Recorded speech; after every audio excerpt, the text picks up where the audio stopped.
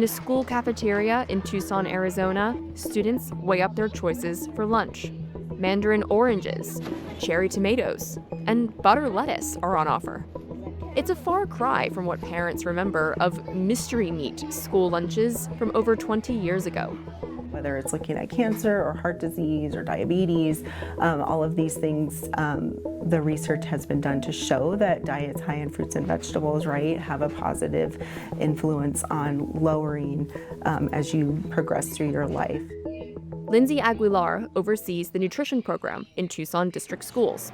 These fruit and vegetables have been supplied with the help of the federal Local Food for Schools Cooperative Agreement Program. But in March, the U.S. Department of Agriculture canceled LFS, part of President Donald Trump's plans to gut the federal government. At the same time, Health and Human Services Secretary Robert F. Kennedy Jr. has accused schools of feeding children unhealthy food.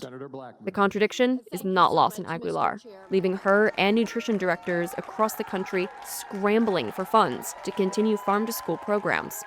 Having fresh produce as part of our meal program is often, it could be the only exposure that students are getting to that. It exposes these students from, low-income populations to a variety of fruits and vegetables that they have never seen or got to experience or taste.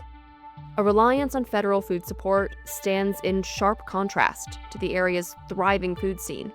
But outside culinary circles, hunger haunts many homes. Brenda Encinas is the principal at John B. Wright Elementary School. One of the first graders mentioned that to the teacher. There was no dinner, so I eat ice cream. So they eat a lot of chips, whatever they can find easy to grab, either because they didn't have the funds to buy groceries or because they did not have the family support of somebody making food at home. In the Tucson district, 29.5% of families received government food benefits in the last 12 months, according to the National Center for Education Statistics, well above the national average. Many live in so-called food deserts, where access to affordable, fresh food is limited, and big grocery stores are far away. All this makes school lunches crucial. All students in the Tucson Unified School District benefit from a program which allows the country's highest poverty schools to serve free food without collecting individual applications. Our school is what provides security to our students. School becomes their secure place where they have a meal in the morning, in the afternoon for lunch. But Aguilar and others like her are also battling perceptions, buoyed by Kennedy, that school nutrition is poor, even dangerous. The health secretary regularly assigns schools blame for chronic illnesses affecting American children, and has focused his Make America Healthy Again campaign on the risks posed by synthetic dyes, additives, and ultra-processed food. Kennedy and a department spokesperson did not respond to a request for comment. Aguilar says these ingredients were rarely found in Tucson schools, and that her school district has been building relationships with local farmers since 2015. Joe Marlowe owns Southwinds Farm in Benson, Arizona, about 56 miles away. He grows cucumbers and tomatoes for the school system.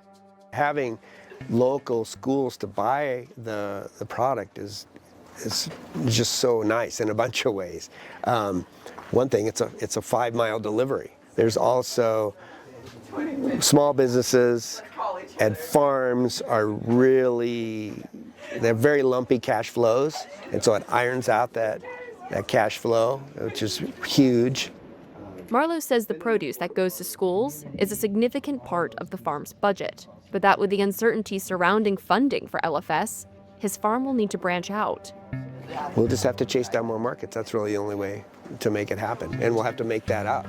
The disconnect between departments in Trump's administration is troubling nutrition directors nationwide. While the government has slashed LFS, Kennedy has accused schools of not supplying children with food that's nutritious enough.